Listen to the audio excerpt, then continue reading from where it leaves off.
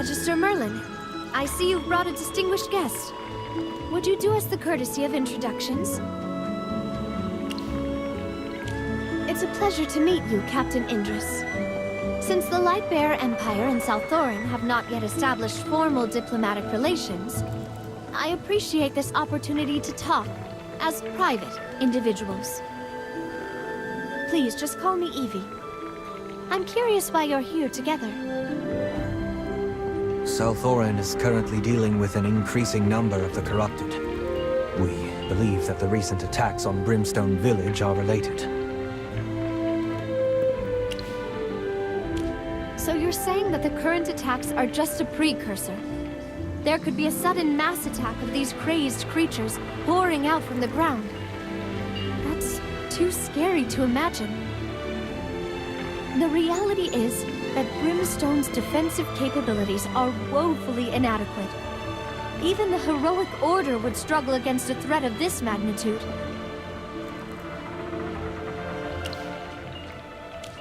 Well, this is a win-win situation, isn't it?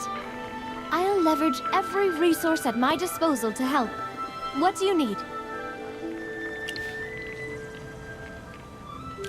So you're planning to go to the Viduso Mountains? You can use my ship if you want. You've been on it. It's faster and more reliable than most ships. For an urgent mission like this, time is everything. And she'll serve you well. I'll be staying in Brimstone Village for a while, so you can use my ship as much as you like.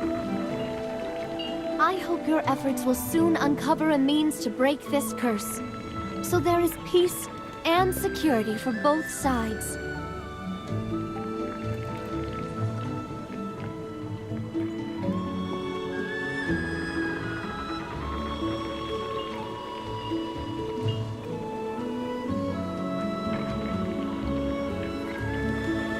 Thank you, Evie. South Thorin won't forget the Empire's help. We're deeply grateful.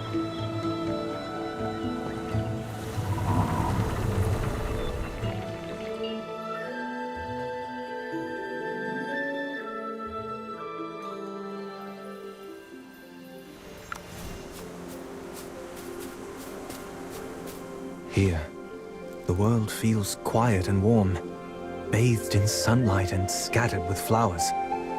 The clatter of workshops and the marks of industry seem far away. This place brims with natural life. It's nothing like Brimstone Village or South Thorin.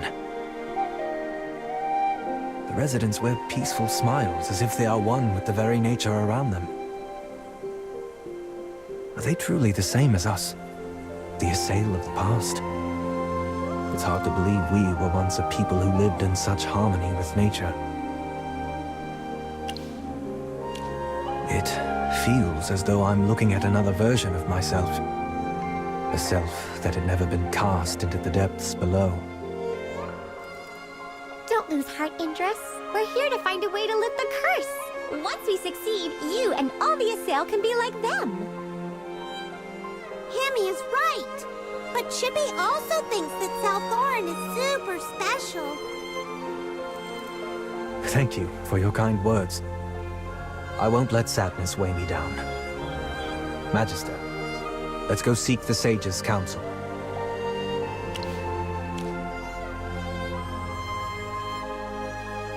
Spirit Mound. What manner of place is this? Oh, it's an altar to the Deer Spirit. A sacred place where the Deer Spirit once appeared. I recall that during the crisis of the Lucent Tree, the Magister and Lorsan sought guidance from Asarti at that very spot. Oh, Indris can go directly there and ask the Deer Spirit. We can solve the Assail problem in no time. Things aren't as simple as they seem, Chippy. The last time the Deer Spirit showed herself was because the Lucent Tree was damaged, and that was nearly catastrophic for the Dark Forest. Yes, the thoughts of the goddess are hard to grasp. Rather than rely on uncertain miracles, it's wiser to consult Master Arden first. I hope that the sage's understanding of history can provide guidance to the Assail clan.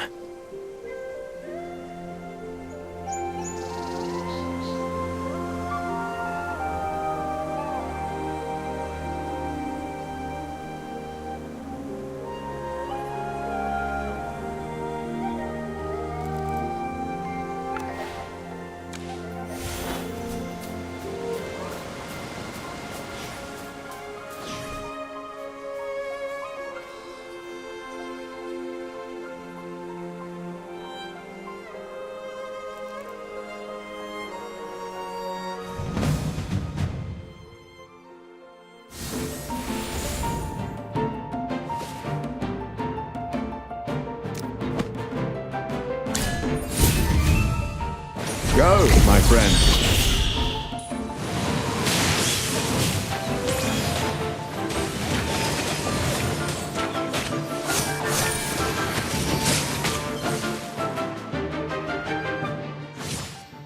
Every sword is a witness.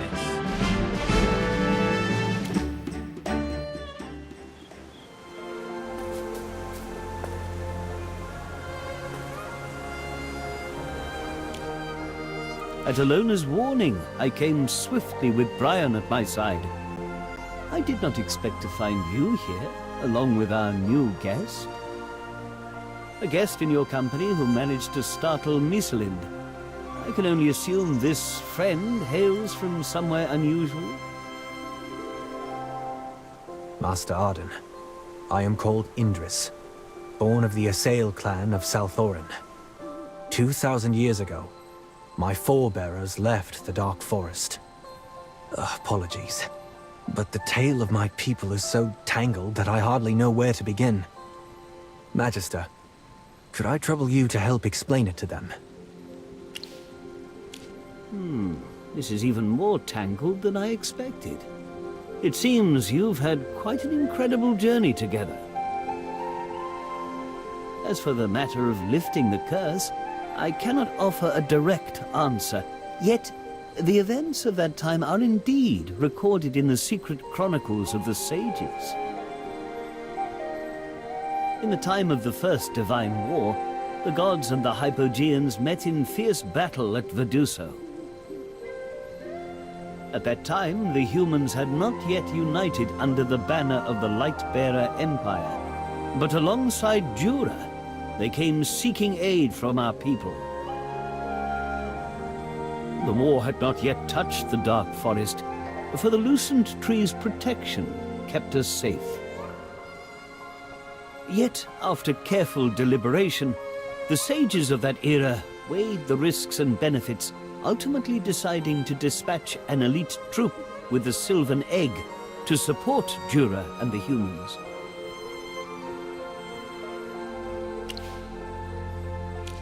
Back then, we were also governed by the three sages, and if I recall correctly, it was Sage Tasso who led us during that time. Wait, what? Sage Tasso was Feli's ancestor, and one of the very founders who helped Queen Serelith establish the city of Salthorin. Indeed, the Sylvan Egg you once wielded, which holds within it a fragment of Misate's divine power. The Wilders of that era bore this sacred relic to aid Jura, a testament to their unwavering sincerity. It was mainly composed of a select group of dusk patrollers. Their captain was said to be a formidable woman. A formidable woman? I cannot think of anyone else more formidable than Serelith. Our chronicles do not go into detail, but based on your history, it could be her. The battle unfolded with little difficulty, and Jura swiftly sealed the remaining Hypogeans. The Wilders, who had gone to offer their support, returned home unscathed. However, the Hypogeans infected the Sylvan Egg with a parasite. Master Arden, you never mentioned any of this. Scared you, didn't I? But yes. Oh dear, it seems I've startled our guests as well. Magister Merlin might get the wrong impression about us Wilders. To be honest, we're all scared by what you said. It's not the time for jokes, Master Arden. Let's get back to what you were saying. I've never heard of the Sylvan Egg being infected by a parasite. Few remember this chapter of history, and even the records speak of it only in passing. It is said that Misati, upon learning of the parasite, was enraged and personally severed the tainted part. Thereafter, a curse befell the Wilders who had the Sylvan Egg and took part in the battle. You should already know the rest of the story.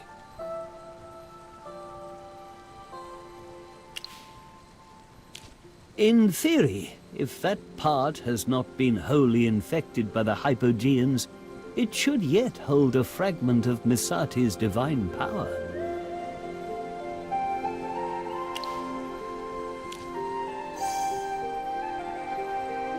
The Sylvan Tendril. Could it be? Unbelievable. This is, without doubt, a part of the Sylvan Egg. So, a part of the Sylvan Egg was really severed, and Misati did it herself.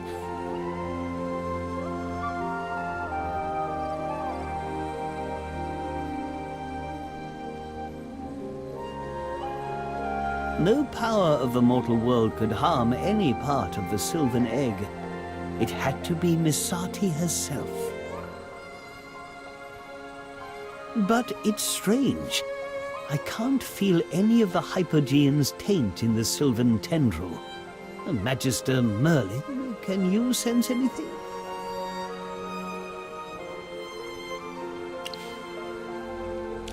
Not only that, Magister Merlin used the Sylvan Tendril to lift the curse from Feli and me. That's the reason I'm here now.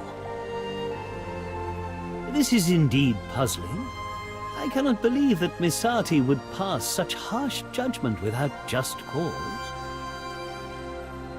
The chronicles offer no specifics on the parasitic process, but they do note that Jura did not make use of the Sylvan Egg. How did the Hypogeans infect the Sylvan Egg? This is the very heart of the mystery.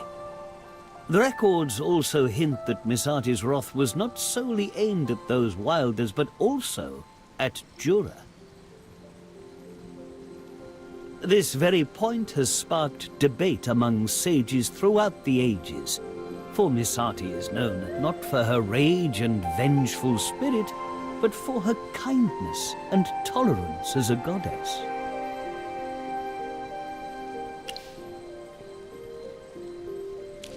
The only thing I recall is the time the Magister and I defeated a Hypo-fiend inside the Temple of Helthor. It was hidden in the divine bow of the dwarven god Helthor. Though Hypogeans and Hypo-fiends differ in appearance, they are fundamentally the same. Yet to dwell within a divine weapon and remain unharmed, that is rather unusual. Rather than speculate any further, perhaps it's best we seek the answer straight from the deer spirit.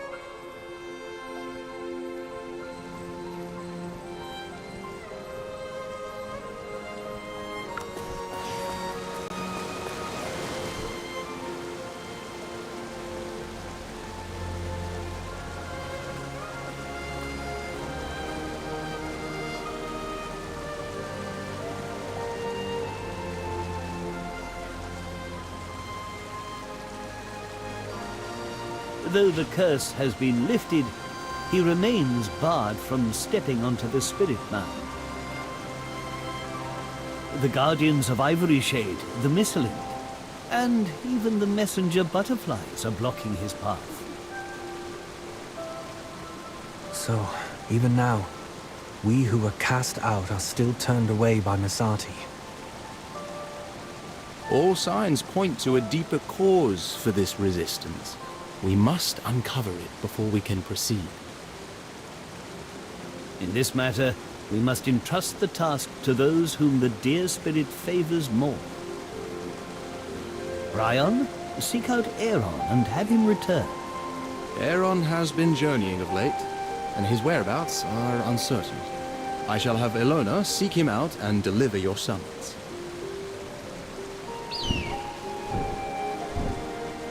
Very well.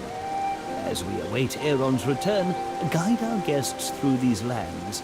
Let Indris, above all, walk the soil where his ancestors once roamed. Understood, Master Arden. I shall do my utmost to guide them well. Thank you, Master Bryon. I'm also eager to learn how this place differs from Salthoran. Great! Now we can all play together! Stupid Chippy, stop thinking about playing all the time. Indris, there's no need to worry about Salthoran. Ravion is there managing the city. You're right. My thanks to you all. This chance to set foot in our ancestral homeland holds great meaning for me.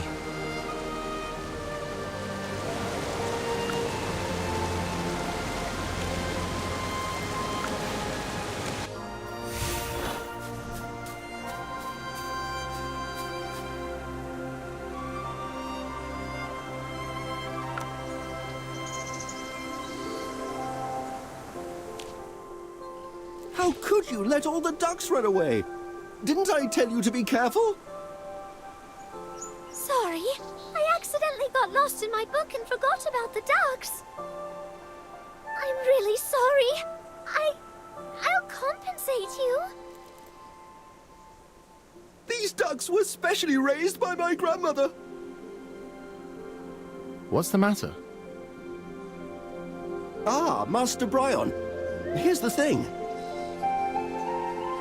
I brought my ducks up here to the mountain to let them run around, but something urgent came up, so I asked this young lady to help look after them.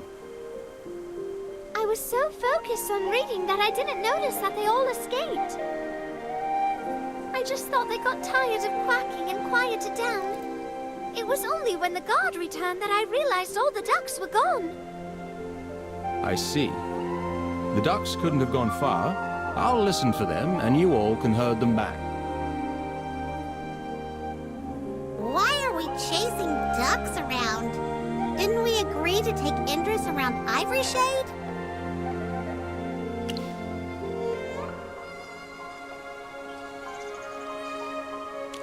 Indeed. Guiding guests, settling disputes among residents, and overseeing the entire area are all part of my duties, and I choose to handle them all at once. This is a part of what I wanted to show you, Captain Indris. As a wind whisperer, I lend my ear to the wind's murmurs and trust in Elona's keen eyes to watch over the dark forest and all of Veduso. Yes, I understand you well. Keeping watch, making arrests, and settling disturbances are also part of my duties in my own city. No way! Your jobs are completely different! Why are they talking like they have the same job? Alright, they need to stop talking and focus on the ducks. Yes, I agree! But how did we end up herding ducks?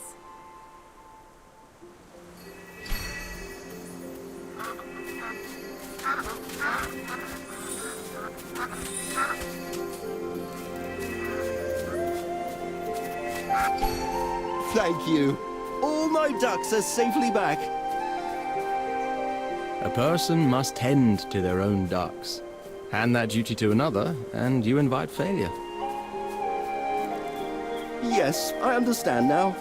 It was my own fault. I need to be more careful. I'm to blame as well. I meant to help, but I ended up making things worse. Yes, if you wish to read your book, you should have turned him down. But if you choose to help, then you must bear the weight of that choice. To refuse burdens you cannot or will not bear, that too is a form of responsibility. Yes. In the future, I will be more serious about requests and promises. Ducks are really strange creatures. I had thought that they would be fierce, but they only quack. You don't know, Indris. Some ducks are mean.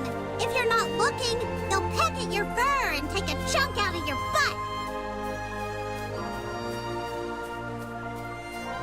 Still, I would have expected the young woman who failed in her duty to face a harsher punishment. What do you mean by punishment? Entrusted with the care of private property, she must be a trusted subordinate.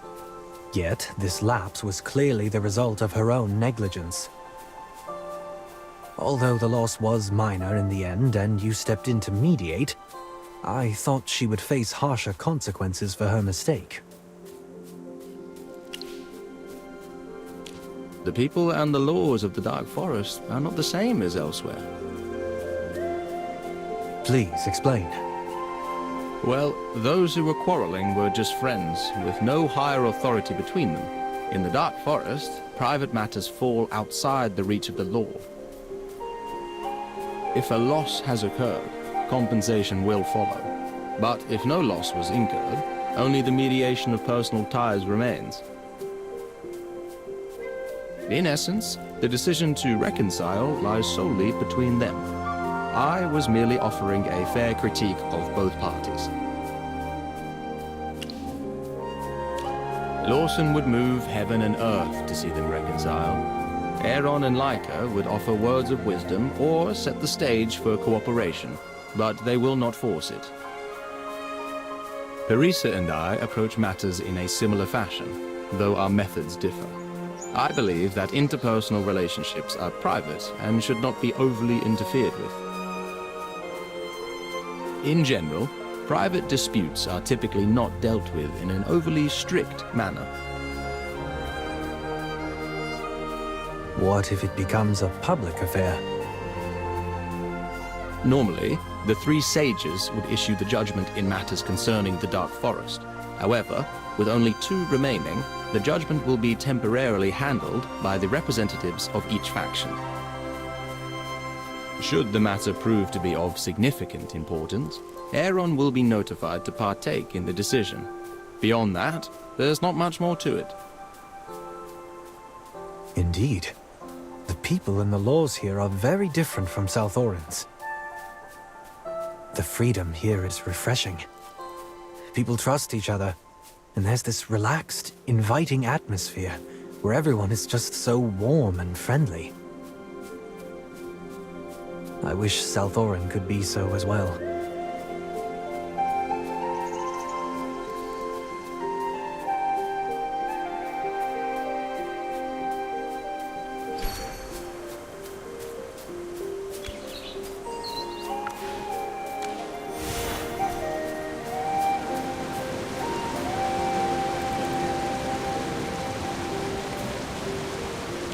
I've already said there's limited space in the warehouse this year. Offering amounts must be reduced or substituted for something else. It's all a mess, and there's simply no room. We've already reduced the number of offerings this year, but we still need some as backup.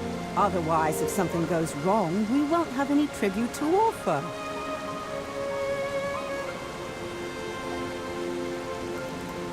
If they can't be stored in the warehouse, they're all going to go bad anyway.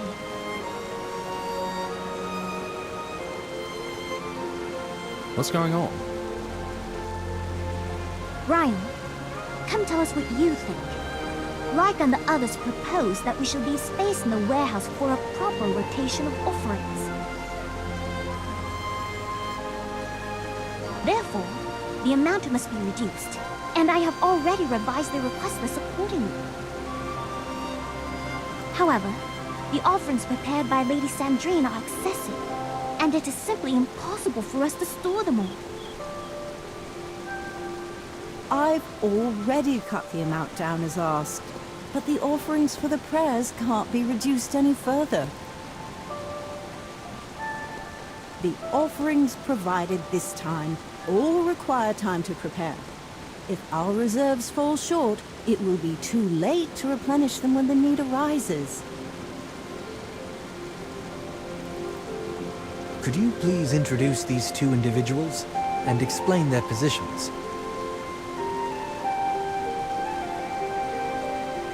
Lady Sandrine is one of the elders overseeing affairs in Ivory Shade, while Lily Jane serves as the warehouse keeper, responsible for storing and gathering offerings for Prayer Day. I mean, isn't Lily Jane being a little rude to Lady Sandrine? In my view, this is not a matter of disrespect. It is simply a clash of responsibilities. So, we should help resolve this conflict between their duties. Yes, let's lend them a hand. Magister, I have a feeling you're quite skilled when it comes to organizing things, aren't you?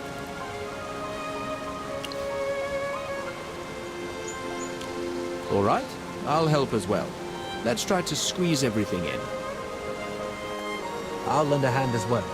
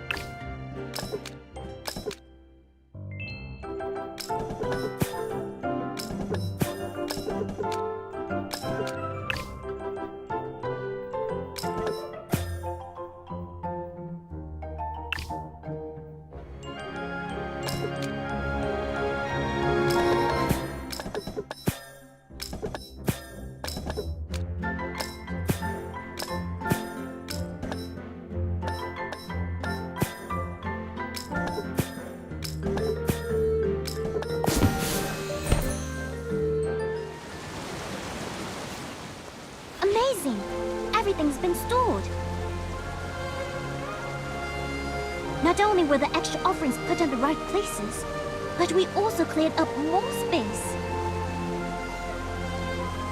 I must say, I've learned quite a bit about organizing. My apologies, Lily Jane. I shouldn't have prepared so many offerings without consulting you first. No, I should apologize, Lady Sandrine. I was too impatient just now. Let's compare our list later and see if we can adjust the supply.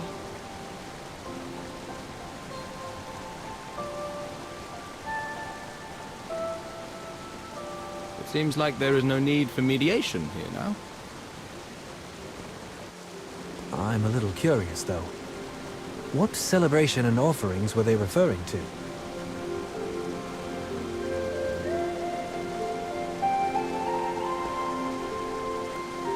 Ivory Shade is a sacred place, especially cherished by Masati. According to legend, it is a paradise created by Masati herself, a sanctuary cut off from the outside world, untouched by war or suffering. The deer spirit is the mortal incarnation of Masati, and from time to time, it graces this land with its presence. The wilders here, grateful for the deer spirit's protection, gather at the spirit mound on prayer day to present their offerings.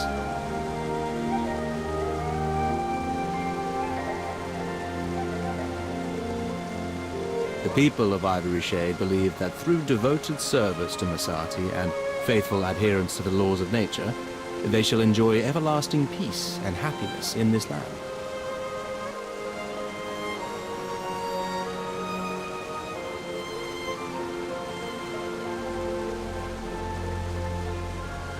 So, the goddess who doomed my people is seen by yours as a beacon of kindness and grace. Perhaps if the Assail never left, we would be carefree believers of Masati.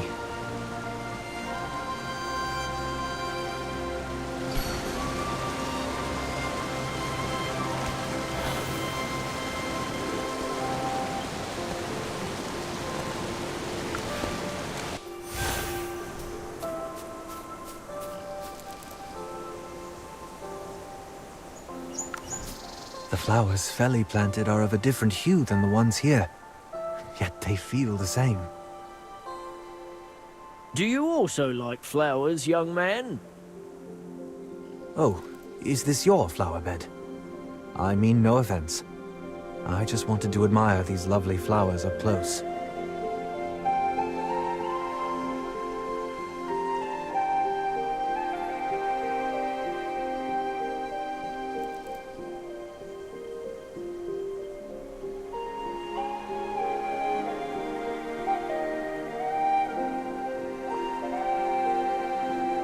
My friend loved tending to flowers.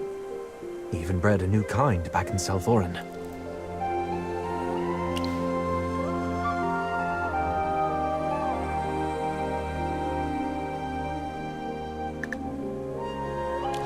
In a place that harsh, how can such lovely flowers bloom? Perhaps it's the heart of the one who tends them that shapes their beauty. Yes, my friend Feli really loved flowers.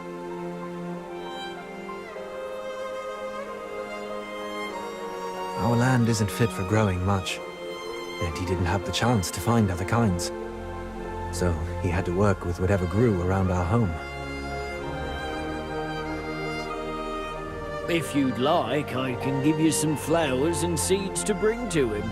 They're treasures I've raised with great care, and no others like them exist. These flowers are hardy and can grow almost anywhere. They're not just lovely to look at, they also have healing and culinary benefits. He's no longer with us. Oh, apologies. I didn't know. Don't worry about it. I'd love to take some back to Salthorin to show the people. The only thing is, I came in such a hurry that I didn't bring anything of value to offer in exchange. I don't need anything in return. I make friends through my flowers, and if the flowers I nurture can spread to new lands, that would be the greatest gift I could ask for. But they've been so carefully cultivated, and it wouldn't be right to take them for free. I'm not a merchant, only a gardener. To me, the true value has never been in money. The love for flowers, the act of nurturing them, the happiness they bring to others.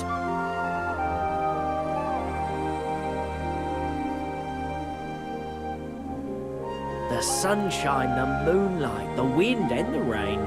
All these simple, beautiful things are priceless treasures to me.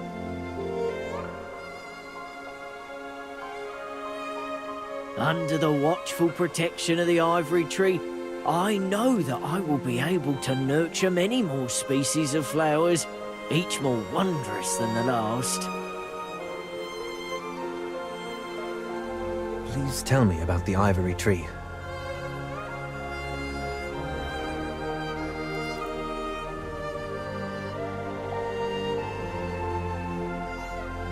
It's the great weaving tree you see before you. This guardian tree provides nourishment to the creatures around it, watching over everyone and everything with care.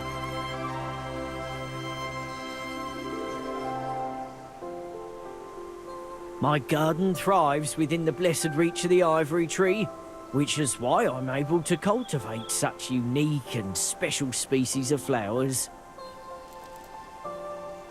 I understand. Thank you for the seeds. I'll take good care of them.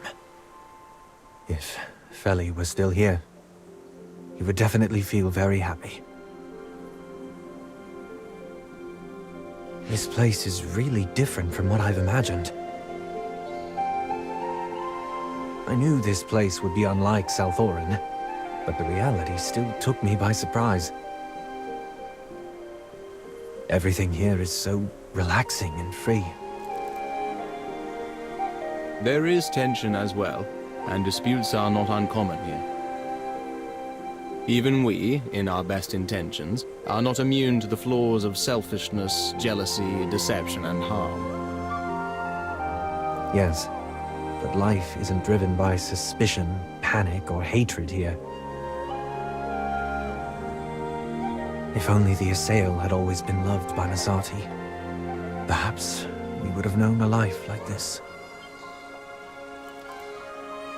Apologies for my moment of weakness. If I'm quite curious about the guardian tree the gardener spoke of. Please go ahead.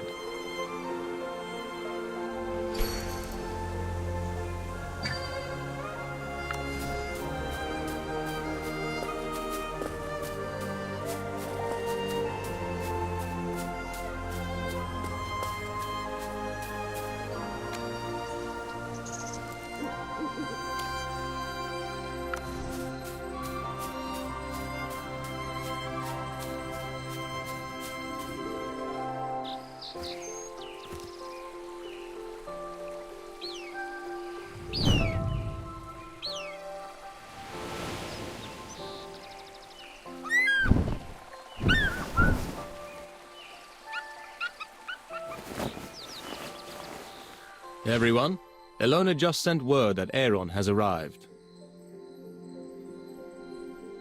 Wow, that was quick! Master Arden only sent the letter not long ago, and now he's already back. His destination may not have been far. Come, everyone, let us go and meet him without delay. Now that Aeron is communing with the deer spirit, there is hope that the mystery hindering you shall be resolved. Yes, let us go.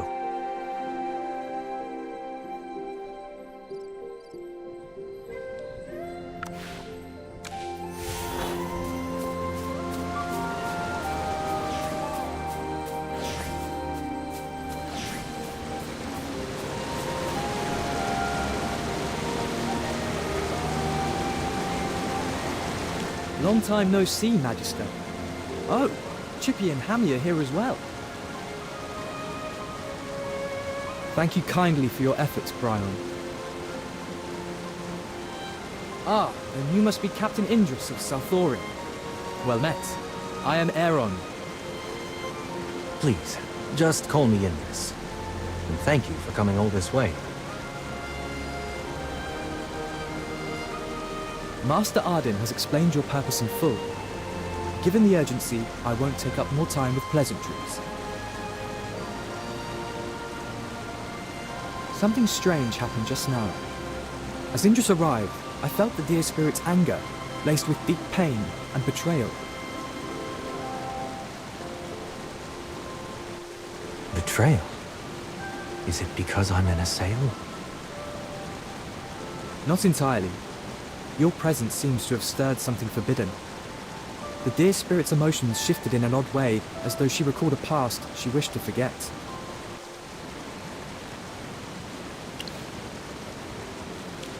It's hard to say for certain. I do have another theory, though. While you were exploring Ivory Shade, I took the opportunity to review more records. There have long been rumors of a rift between Misati and Jura. Perhaps this anger stems from that conflict as well. Regardless of the truth, I cannot ignore the will of the Deer Spirit. There must be a reason the Assail were marked as outcasts. So, Indris, you arrived with the Sylvan Tendril, claiming to seek a way to save your people. Before I offer my aid, I must first uncover the truth of your nature and intentions.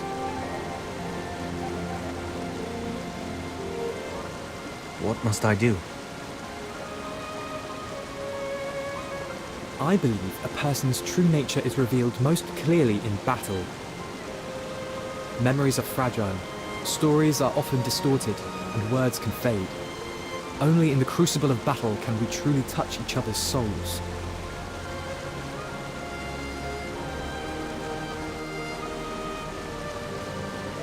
When two souls give everything they have, their true selves are laid bare. I need to determine whether you deserve Misati's forgiveness, and if you are worthy of our trust.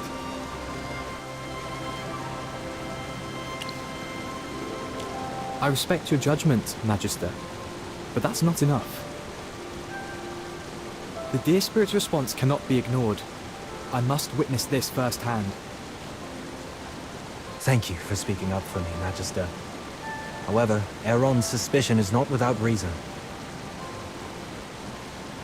Salthorin's future is at stake, and relying on the goodwill of others is not enough. I will earn his trust through my deeds.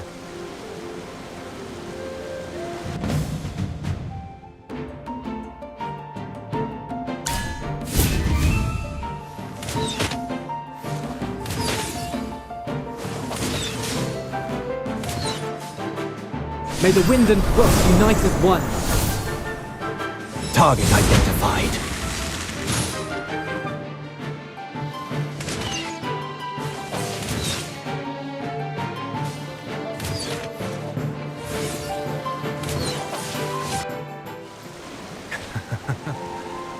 A blade as sharp as steel and a will as strong as iron. Regardless of how this journey ends, I believe I have gained a greater understanding of the wilders of the Dark Forest. I feel the same, Indris. Your spirit blazed with courage in every blow we exchanged. It wasn't wild recklessness I felt from you, but the bravery of someone who's seen the worst and still chooses to move forward. Pardon my earlier offense. The unrest within the Deer Spirit clouded my judgment. Now I am certain that the Deer Spirit's rejection of you stems not from any failing of your own. I would like to hear more of your tale. The strength to face a dragon and shatter the grip of countless centuries of tyranny. Such courage stirs the heart. Misati has ever cherished fairness and truth, and shall not condemn those who seek it without cause. Yet her butterflies still barred the path to the spirit now.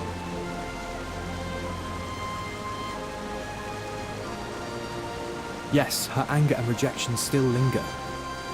I fear that speaking with the Deer Spirit alone won't be enough to find any answers.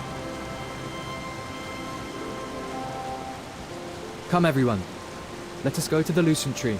I believe it shall grant me clearer guidance. I shall not accompany you for now. There is an old friend whose whispers I must heed first.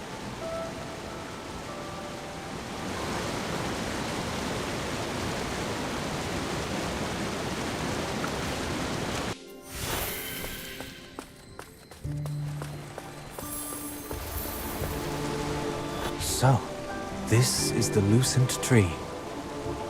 It's truly a sight to behold. Indeed, this is the Lucent Tree, the very heart of the Dark Forest, the sacred tree blessed by Misati herself. Now I shall commune with the Lucent Tree and await the guidance of Misati.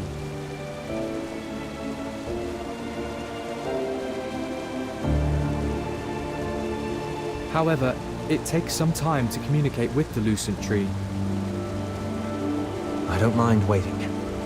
My people waited 1,000 years to learn of the curse. A little longer means nothing now. Rest easy, Indris. Aeron stands as the scion of the Lucent Tree, chosen and blessed by the Divine. Don't mention my title. It's embarrassing.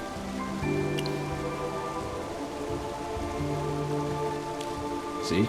Even the Magister agrees with me. You deserve the title. No one understands the Lucent Tree better than you. All right. Allow me a moment to focus. Please wait here while I commune with the Lucent Tree.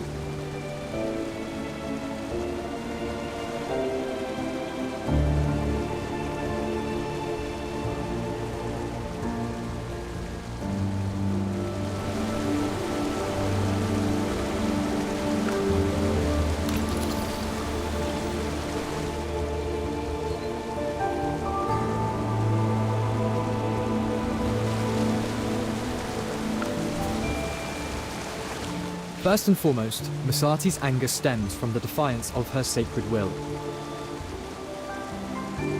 During the Divine War, it was Missati's will to stay apart from the conflicts of the world, choosing instead the peace found in the shelter of forests and mountains.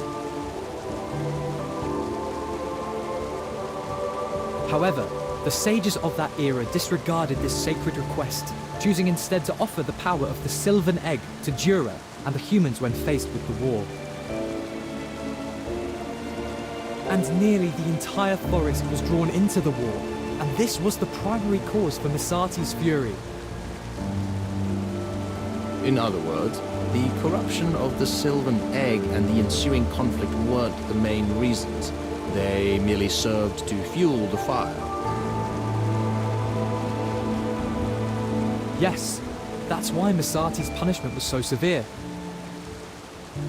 Just as she had severed the corrupted parts away from the Sylvan Egg, she too severed your people from the Wilders. Do you mean that the curse was used to banish us from the Dark Forest? Yes, it was used to sever our ties. Through Missati's blessing, her people are woven into the very fabric of nature, their blood intertwined with the rivers and forests. Missati caused all the rivers and forests within her domain to turn away from the cursed Wilders.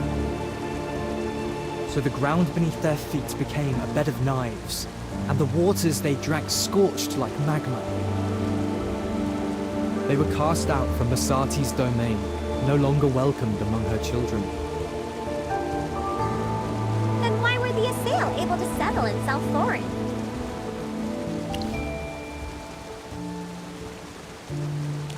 That's right, it's under Helthor's domain, not Missati's. Well, the Magister used the Sylvan Tendril to lift the curse. Just as one would use the Sylvan Egg to lift the Sylvan Egg surely holds the power to lift the curse.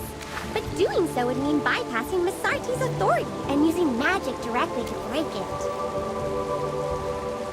So when Indris entered Missati's realm, the Misolent and the butterflies blocked his path, and the deer spirit grew angry. Is this why? Because we sidestepped her authority?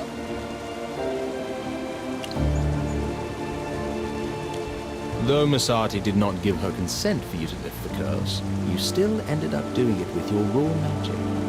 Rather than cheating, I'd call that bending the rules. I see. After hearing all that, I can see why Missati is so angry.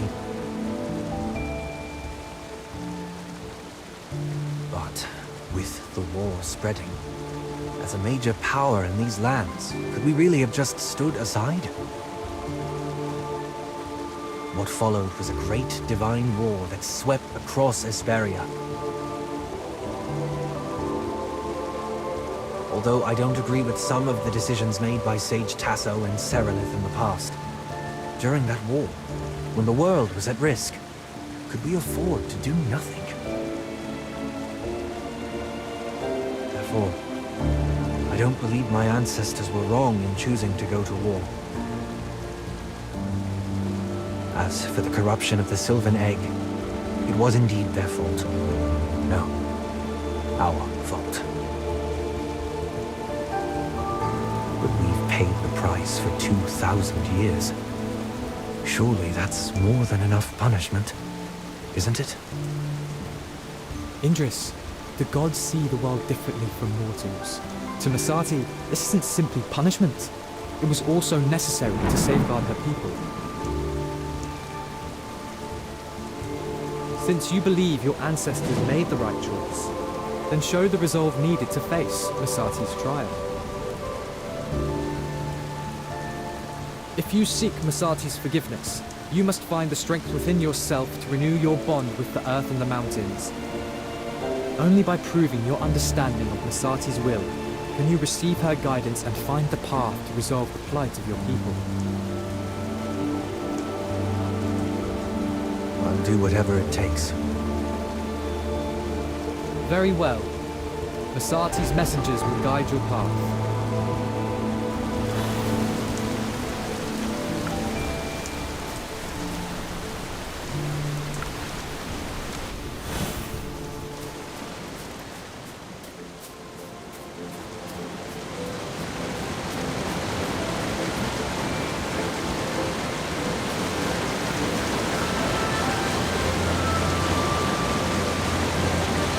Before you came, the Terran River had already carried the dear spirit's message to me through its current. Banished one must enter the river. Let it wash over his journeying body. Cleanse what's been tainted. Reconnect what was once severed from the water's flow.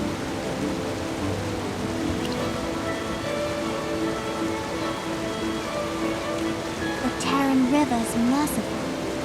It will lift him gently. But if it rejects him... No, that won't. I will find another way if needed. To truly reconnect will be painful. Like reattaching a severed limb. You'll have to endure the pain of the water and open your heart to it. No matter how painful, I'll accept it. There's one more thing. The river judges your heart. Don't try to deceive it. This is Masati's trial. She must confirm you understand the weight of defying divine will. I don't believe our ancestors were wrong. But I'll bear responsibility for our people. I'll show Masati my resolve. Don't be afraid. The Terran River won't harm you even if it hurts. And I'll stand guard. I'm ready. Let's begin.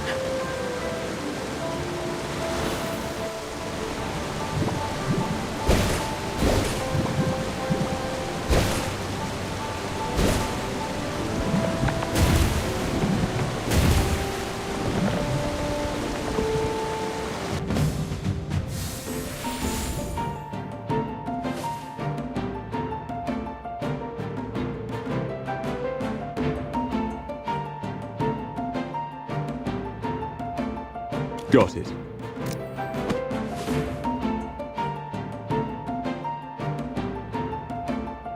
I suppose even I have to work. Go, my friend.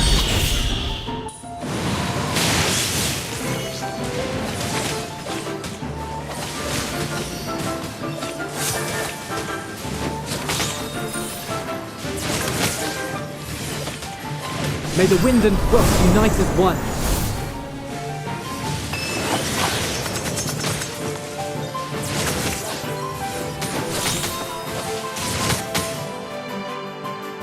Brilliantly done.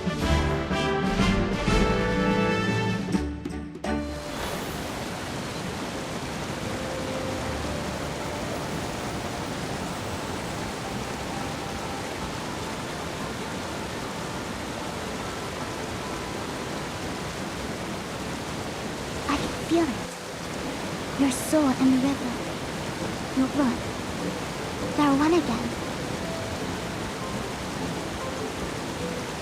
Wherever you go, the aqua ley lines of your homeland will follow. Thank you.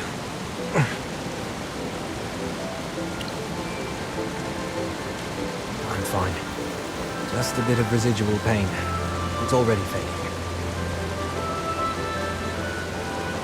Now that the river's trial is complete, please tell me what the next one is. You're in bad shape. You really shouldn't move yet. It's best not to move. Why don't you rest for a while? Indris, this recklessness serves no one. Another trial now? You'd fall to a child's blow in this state. Thank you. I appreciate your concern, but this pain is nothing compared to the torment of corruption.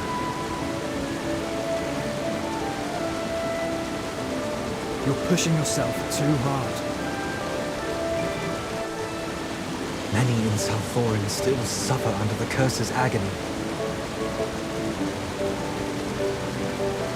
The sooner I act, the more I can save. Earlier, Huon said the waters of my homeland are connected to me now. Yet, forgive my ingratitude. When I think of home, I still see Salthorin. I must save it. Change it. That's why I stand here.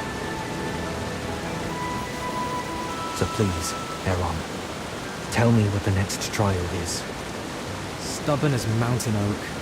But the next one won't be easier. Then, all the more reason not to waste time. Let's go.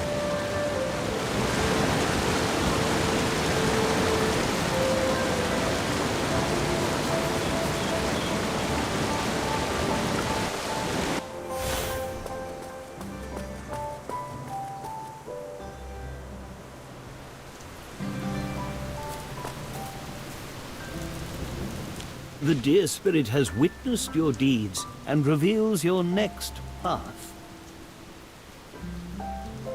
She will now lead us to the next trial, bonding with the Geo ley lines.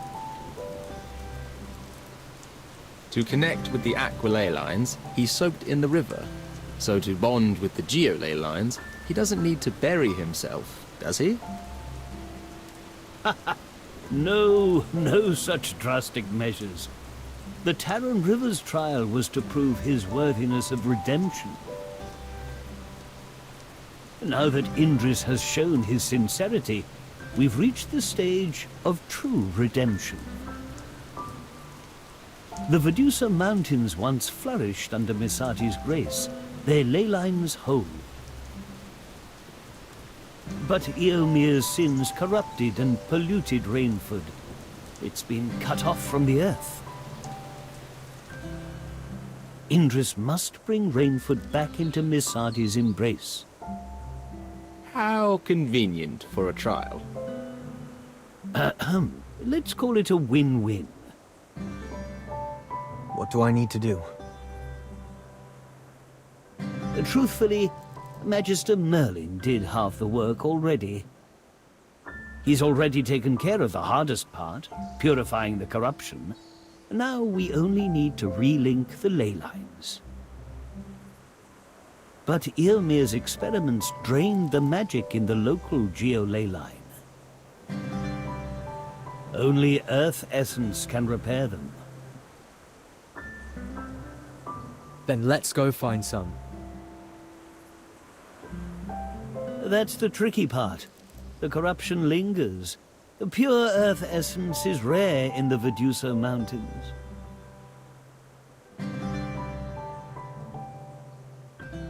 Earth elementals. Salthorin has plenty of stone wardens. We might be able to draw essence from them. Good idea. You'll need to act fast. I'll also go help. I mean supervise.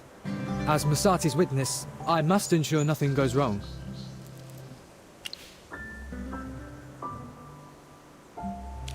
I won't interfere. This is Indris's trial. I'm just observing.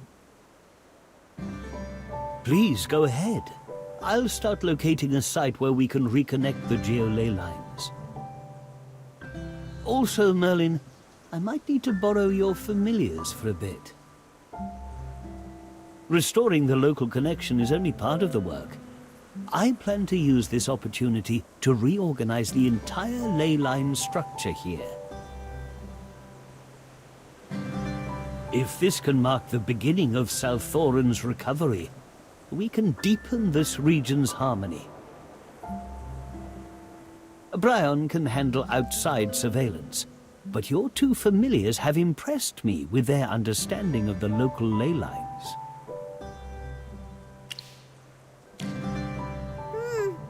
I'd rather stay with you, Magister. But it's true that we can be more useful here. Then please be careful on your journey. Indris, come back soon, too. Thank you. I will.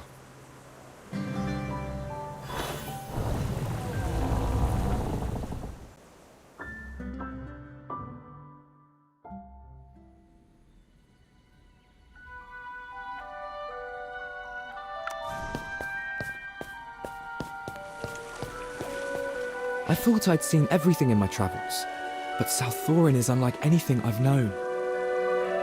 Its architecture doesn't resemble the Dark Forest. It actually reminds me more of the Lightbearer Empire. We build with trees, shaping homes to nature's flow. Not like this grandeur.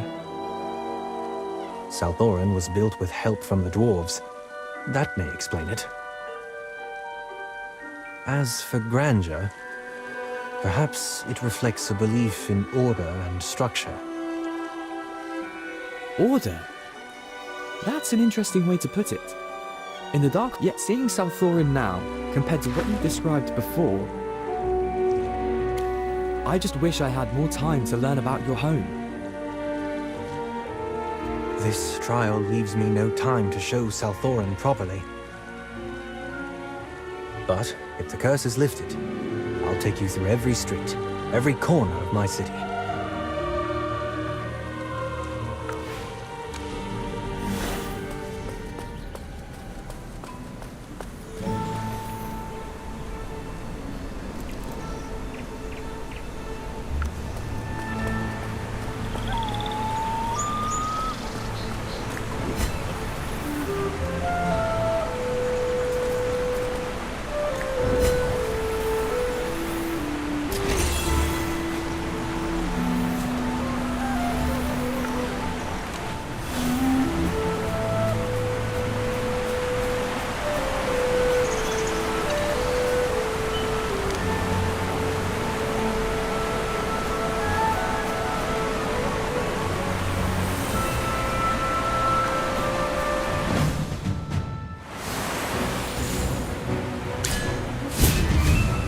Go, my friend.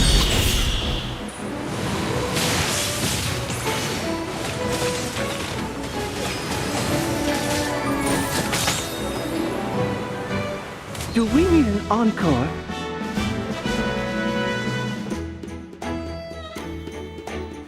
Thank you. I thought I was done for. Captain Indris, blessings upon you. Why are there Sin ones here? Where are the guards? I don't know. I thought this area was safe. Ravion wouldn't neglect his duties. Either the guards are stretched too thin, or the corruption has gotten worse than we feared. Go find Ravion and tell him clearly what happened, and that you saw me. Yes, right away. That creature we fought, was that a corrupted assail? Yes. First the scales appear, then the limbs twist, and then reason burns away. They become monsters. That? compared to that. The pain from the Terran River is nothing. To me, the corruption is more than just a curse. I see it as divine retribution for our sins against the dragons, for our greed and theft. This is their punishment and Misati's. We assail drowned beneath twin condemnations. Which is why I must hurry. Who knows how many more will suffer if I don't. Understood. The Earth Essence takes priority.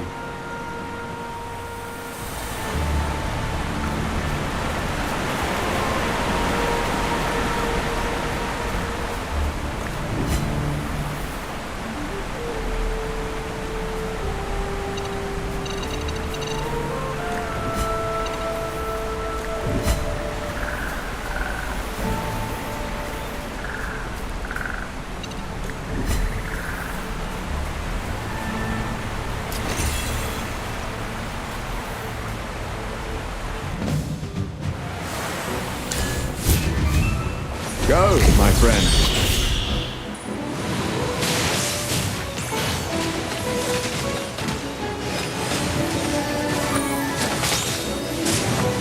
May the wind and frost unite as one.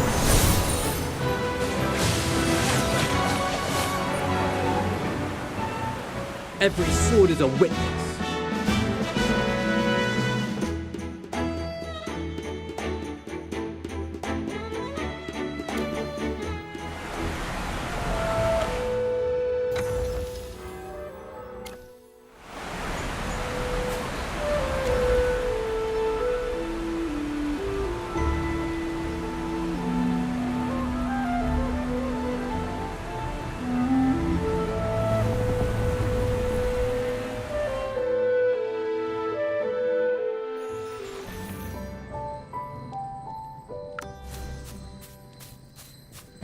Judging by your faces, I assume you got the essence? We didn't let you down.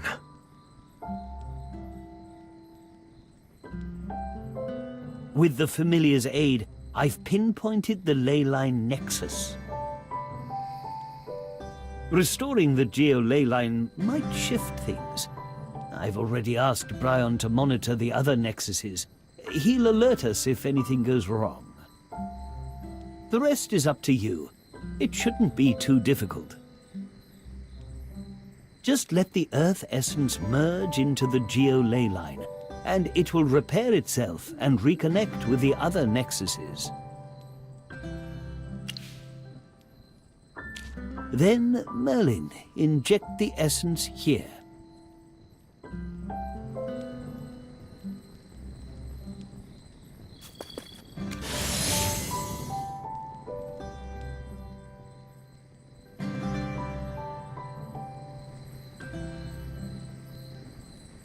By all logic, Earth Essence should be naturally drawn to leyline nexuses.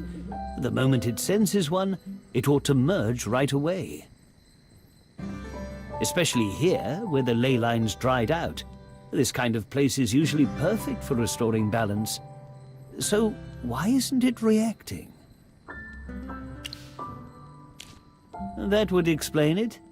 Coming from a different ley line, it can't immediately repair something it's never been part of. If that's the case, we'll need someone to act as the bridge, establishing a blood connection before the Earth Essence flows into the ley line nexus. A bridge? Master Arden, do you mean Indris? Not only him, you as well, Aeron, and Merlin's magic will be key to the process. Aeron, you'll call upon the ley line here in Misati's name.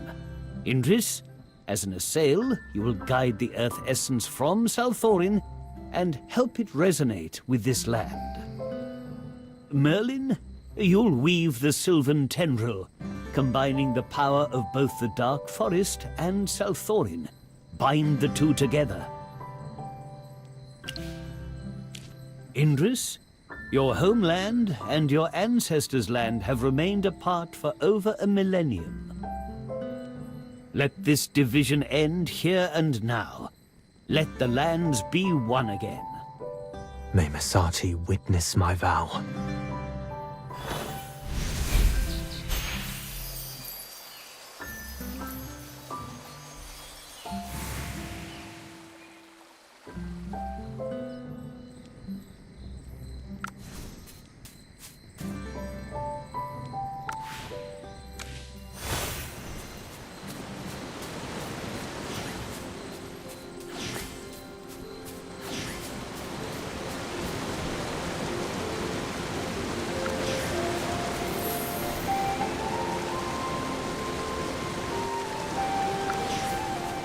The trial has ended.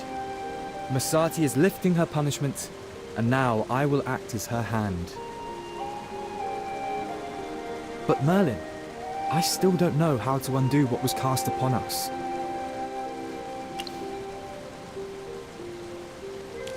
I see. If we were to... Once the Sylvan Egg is whole again, the foundation of the separation curse will be undone. Merlin, with your magic, the Sylvan Tendril has already cleansed Feli and me of the curse. So, with Masati's blessing, and the sacred light of the Lucent Tree, a restored Sylvan Egg may even... That's wonderful news. Finally, a glimmer of hope. There's just one thing I can't wrap my head around. If this punishment stemmed from separation, why did Masati entrust the corrupted part to someone in exile? Even if it was tainted, it was still once part of the Sylvan Egg. It held divine power, didn't it? Perhaps Masati had a greater purpose we do not yet see. For now, let's focus on reintegration. If it works, then we'll journey to South Thorin next. And if it doesn't... No, we won't fail. It's time. Let's begin.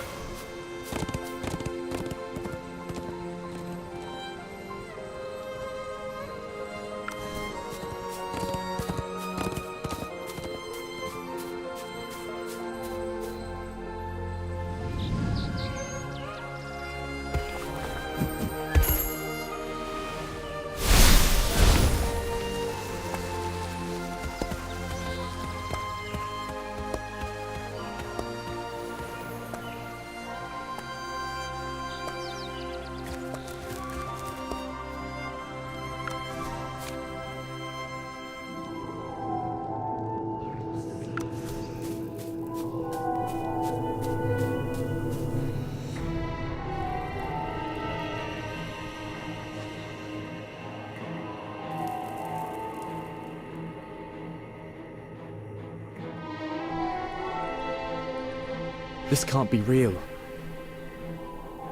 How could something so vile exist within the Ivory Tree, which was once blessed by Masati? And look at the walls. They're discolored. It's corroding the entire space. The dear spirit brought us here for a reason. We must uncover it. Then we press forward.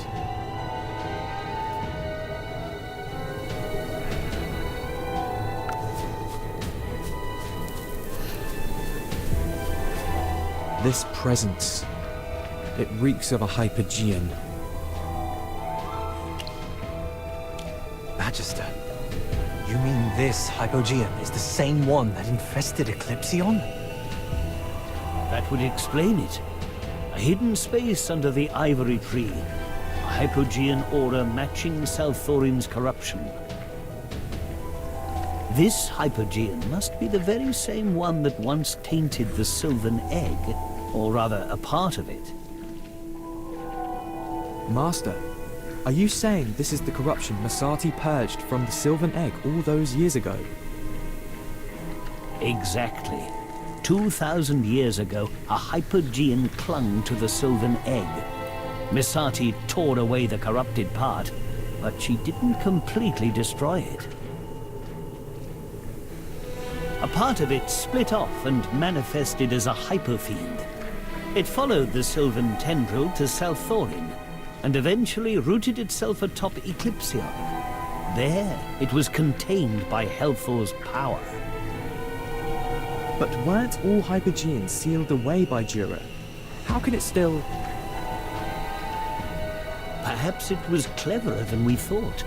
Hiding within the Sylvan Egg itself, it may have slipped through Jura's grasp. That would mean it still holds the power to provoke Masati's wrath, and shake the foundations of the Veduso Mountains themselves. I have to... Get back! It's hatching!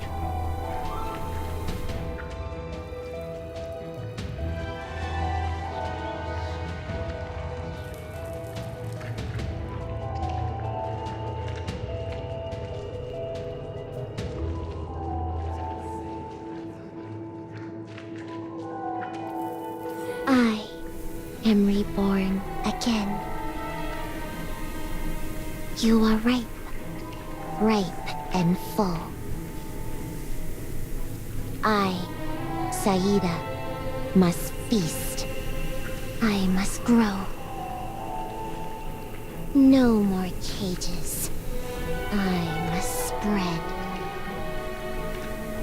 Vile Hypogean. So you were the one who tainted the Sylvan Egg. It throbbed with promise. It sang to me. It was so rich. I took what I needed. So it was you. The one who forced my people into exile.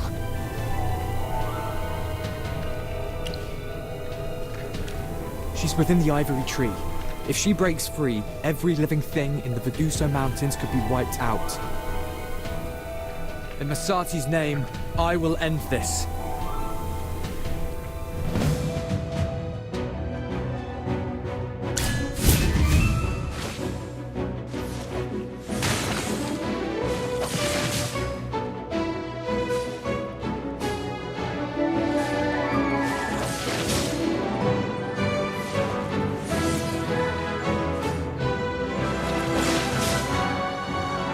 May the wind and frost unite as one.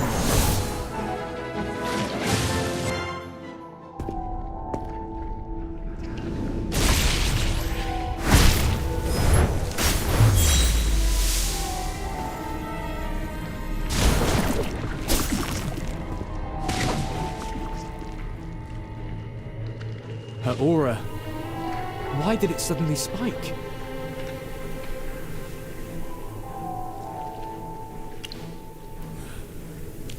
This is bad. We brought the Sylvan Egg into this space, and she's touched it again. And not just that. Look at those seeds on the ground. She's using them to regenerate. That's what makes her so dangerous. I cannot die. Not while there's a root to cling to, sap to drink, flesh to hollow out. I spread. I feed.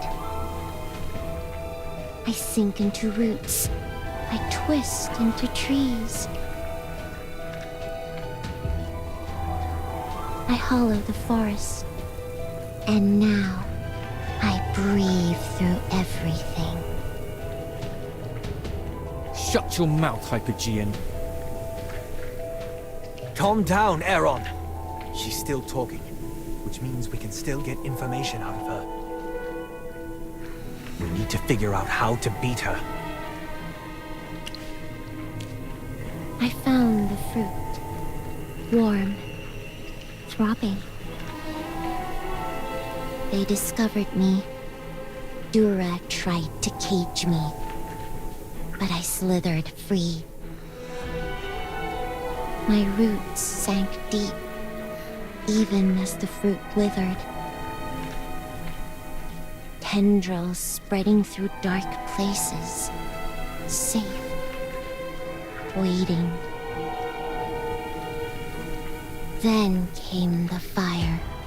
It burned, but not all of me. My deepest roots remained hungry, patient. You're here, so sweet and tender. You will feed me now. How generous you are. Come closer. Let me taste. Through you, I'll live forever. Let's try it. We'll burn her seeds to stop her from regenerating. And sever her roots. Cut off the source before she regrows. I'll use the Eclipsion. My bow is said to never miss, and will chase enemies across the land. Powered by the fiery essence of Hellthor and Dragonflame, it's made for hunting down evil like her. Let's strike her down with everything we've got.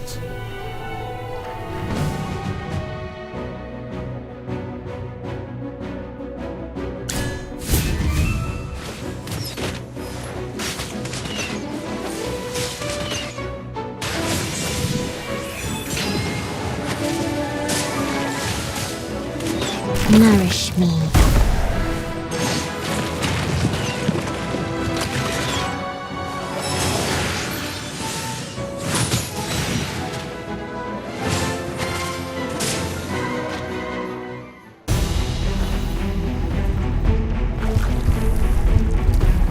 Rebirth. Once again, I seek to rise anew. She's about to be reborn. No, she'll never be killed this way. Sustenance, sustenance. You all are my sustenance.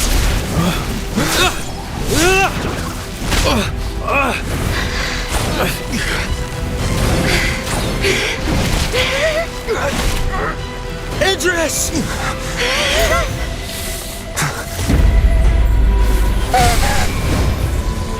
Dear Spirit.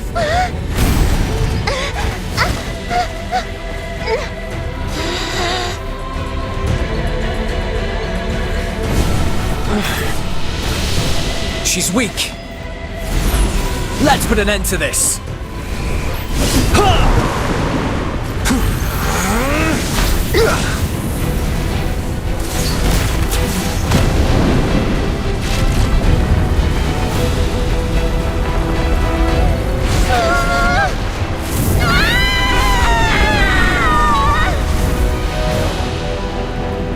I will reborn again.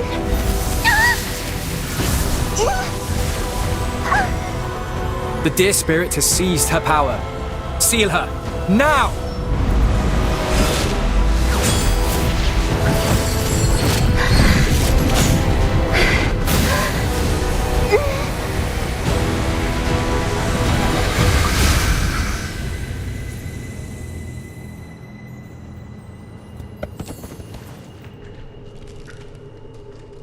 Did it work?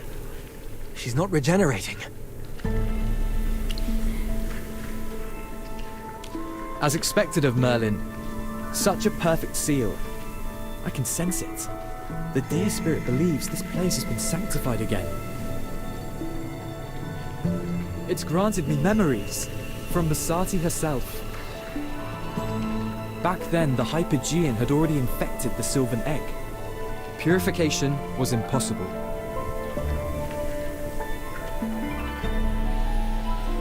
To cut away the corruption, she had to tear out a piece of her own divine power. So she created this hidden space, sealing Saida's core body here, and hoped the Ivory Tree's power could slowly purify it. The rest of the corrupted fragment. It traveled with the Sylvan tendril to Salthorin, alongside my ancestors. No wonder Misati was so furious. This Hypogean has been a threat for 2,000 years. Misati likely believed that dividing and sealing her in two halves would weaken her enough to keep her contained. But she underestimated the nature of a parasite, never anticipated that even split, Saida could slowly regain strength in both places. Misati had no other choice. If the Hypogean fully merged with the Sylvan Egg, the whole of Vedusa would have been destroyed. Separation was the only way forward, but the price was immense. There was one thing Misati overlooked. A parasite can silently influence the host's will.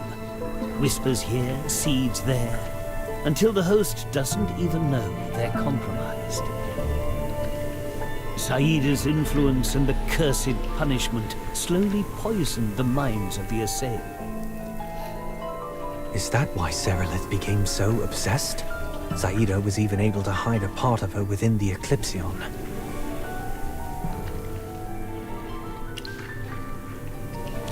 The Hypogean preyed on all their despair, turned their grief into a path for her own return, luring them into even darker paths. So, they weren't punished for defying the goddess, or joining the war, but because they unknowingly brought a Hypogean back to the Dark Forest, and gave her the perfect host. Misati's judgment was meant to protect all other life, but a 2,000-year curse. It's still a cruel fate. I believe Misati's true intention was never to punish you forever. She was waiting until Saida could be utterly destroyed. Then, this was our true trial. Our redemption. Yes. Now you may tell your people that the Assail curse can finally be lifted.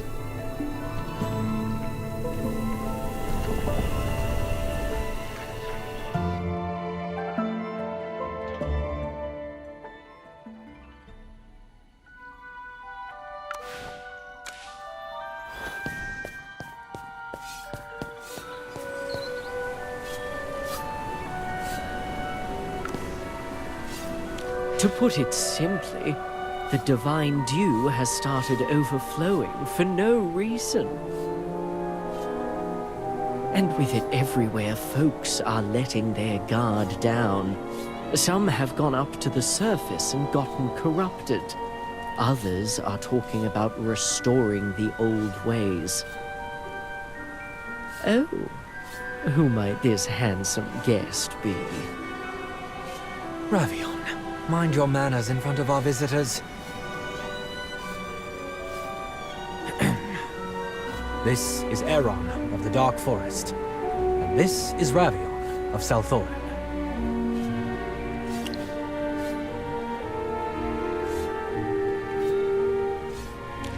A pleasure, Lord Ravion. I've heard much about you on the way here. Then you've heard of my charm, my wisdom, and my so-called princely title. All things that no longer exist. And we mustn't forget my mother. Enough. To the matter at hand. Sounds like you've had quite the time together. Let's stay on task. Right. The curse is no longer the only issue here. Our divine dew reserves will sustain us temporarily. But we're close to lifting the... Lifting the curse is merely the beginning, Indris. The true challenge is breaking the chains around people's hearts. The Assail have been bound to the underground and the curse for 2,000 years. Their fear and sense of tradition run deep. Even if the curse lifts tomorrow, do you really think everyone will be ready for a new way of life? Sunlight burns when all you've ever known is shadow. Freedom feels like chaos to those used to chains. Lord Ravion is right. Curses of the flesh are easy enough. The ones of the soul take longer to heal. Then what's our next move? First, we deal with the overflowing divine dew. The dew is limited, but now Salthorin is seeing an abnormal surplus. And with all the talk of restoring the old ways, there's definitely someone scheming behind the scenes. I already have a suspect in mind. But before we act, we'll need proof. So, who's up for a little mystery solving? As Masati's chosen, it's my duty to see this curse lifted. If this investigation serves that end, I'll commit fully. And I do want to understand Salthorin better. Let's get to the point. Where do we start? I've got some leads. We just need to investigate further. Shelby has some information, and some dark corners of Salthorin are hiding intel too. Let the game commence.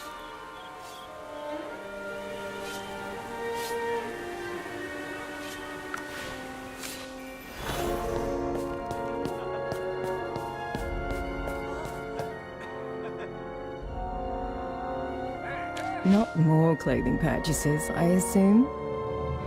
Ravion sent us. We need to know what you found out about the Divine Dew. I see. Recently, a large amount of divine dew beyond the usual supply has appeared in Salthorin.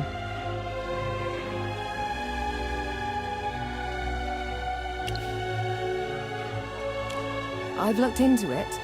The amount on the streets has spiked, but Ravion's controlled source checks out clean. It's like this extra supply appeared out of thin air. Most of it's moving through back channels and black market trades. It's disrupting everything. I assume someone's using the dew to manipulate public sentiment. And fan rumors. People are saying the divine dew is running out.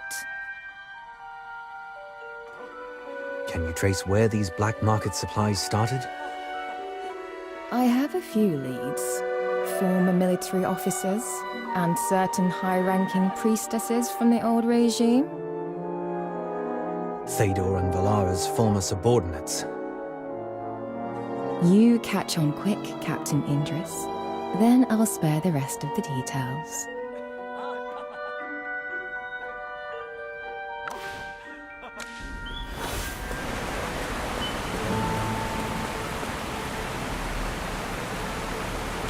You dare defy me?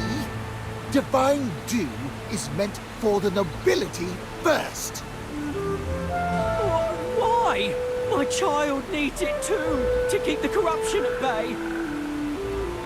And things are different now. Your title doesn't give you more right to live than the rest of us. Fool! Only noble lineage can properly channel the Dew's power. Ridiculous! The Divine Dew is meant to counter the curse. Every Assail has the right to receive it. Captain Indris, what brings you here? I'm looking into irregularities in the Divine Dew distribution. Care to explain what I just heard? I was merely teaching this commoner the proper etiquette. That's not true! He tried to take the Jew I bought while shouting about bloodlines. I'll be going now. Thank you, Captain Indris. I'll just... Wait. What's this about buying divine dew? It should be distributed, not sold. I heard it's running out, that soon only the nobles will have access. So I bought some on the black market, just in case. Who's spreading such rumors? I'm afraid to say. Don't be. We're not here to punish you. We're here to stop whoever's behind this. All right. It's the priestesses at the Lunaris altar. They claim the curse isn't real. I'm just repeating what I heard. They say the curse, the dragon, none of it ever existed. That when the Queen died, the divine dew began to disappear, and there was never enough for everyone. They also said that Lord Ravion claimed there was a new world waiting for us on the surface, just to cover up the truth. And the ones who believed him went up, never came back. They say he's sending us to our deaths. The logic has holes, but I admit it sounds plausible. So many people started doubting. I also...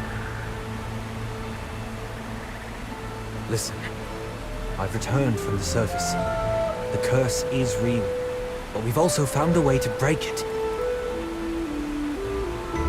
Soon, no assail will need to rely on divine dew anymore. Really? But Lady Delia said... She's the one I bought the divine dew from. Where does she operate? At the Lunaris altar. There's a secret gathering every 3 days at dusk.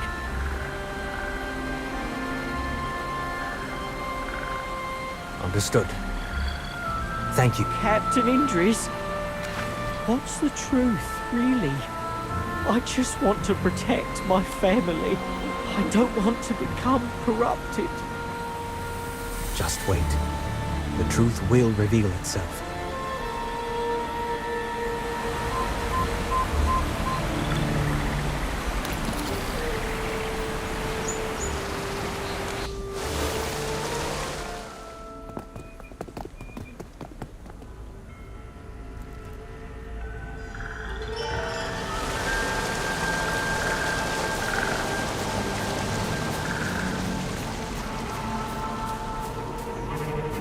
Brothers and sisters, behold, the radiance of true divine dew.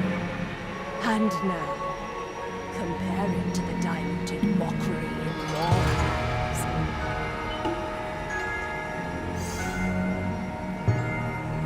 You've all been deceived by Ravion. There's no curse. Dragons don't exist. The truth is this. Our supply of divine dew is dwindling, and Ravion... Enough lies!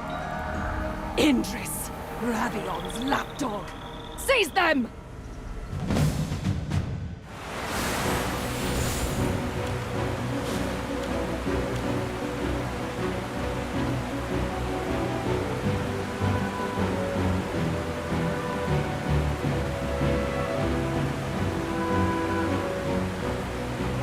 I suppose even I have to work.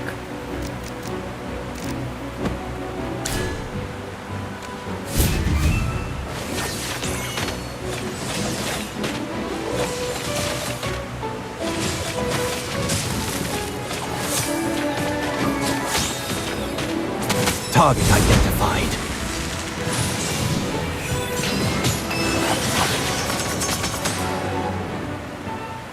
Every sword is a witness. No more lies. Tell us, where did you get all the divine dew from? I have nothing to say to you. Do you think being stubborn will get you through this? My faith is unshakable. I'd sooner die than betray it. Die? Who spoke of killing? Ravion has 1,000 ways to make you speak, but none will be quick or painless. You're bluffing. He wouldn't. He's not like that. Do you really want to test that belief? You forget who raised him. Queen, Her Majesty. Fine, I'll speak. It's Lord Thaydor. He's hiding in the Burning Hollow. He disappeared after the dragon left. It makes sense now. He's been biding his time in the shadows. I'll have Delia taken away, and then we'll go straight to Thaydor.